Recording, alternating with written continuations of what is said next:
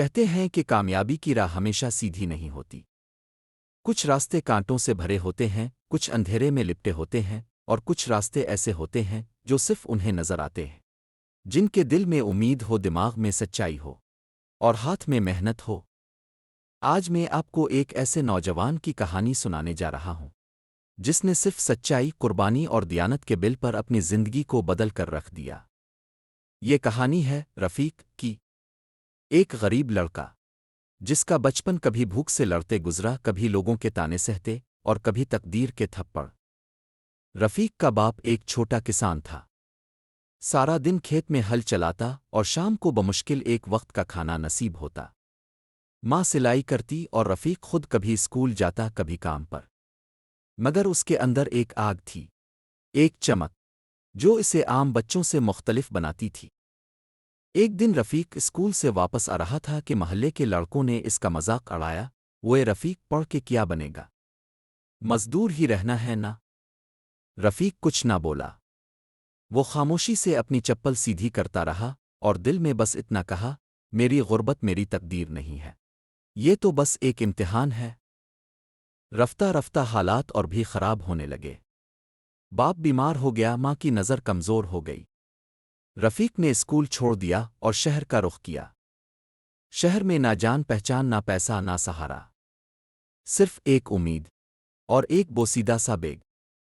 پہلے پہل اسے ایک ہوٹل پر برتن دھونے کا کام ملا۔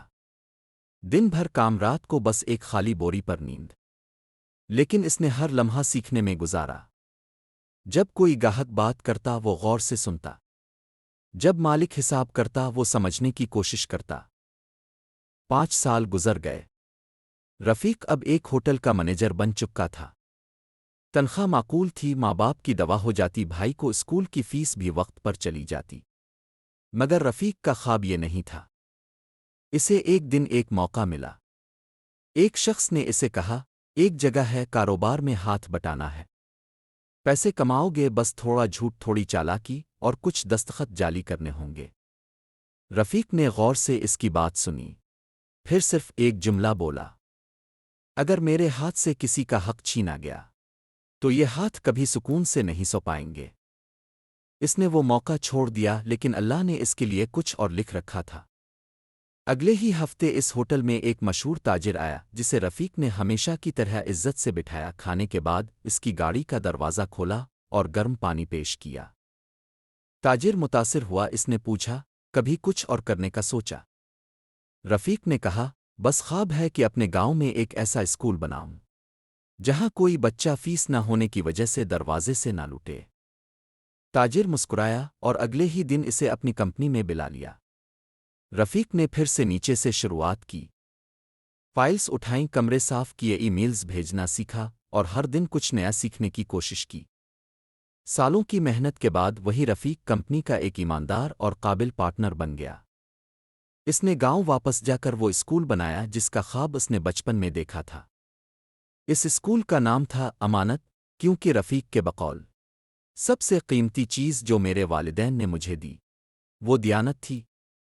آج وہ اسکول غریب بچوں کو پڑھا رہا ہے، مفت کتابیں دے رہا ہے، اور رفیق خود ہر ہفتے گاؤں آ کر بچوں سے ملتا ہے، ان کے ساتھ بیٹھ کر پڑھاتا ہے اور ایک ہی بات بار بار دہراتا ہے، محنت کبھی ضائع نہیں جاتی، سچائی کبھی ہارتی نہیں، اور قربانی کا صلہ ضرور ملتا ہے۔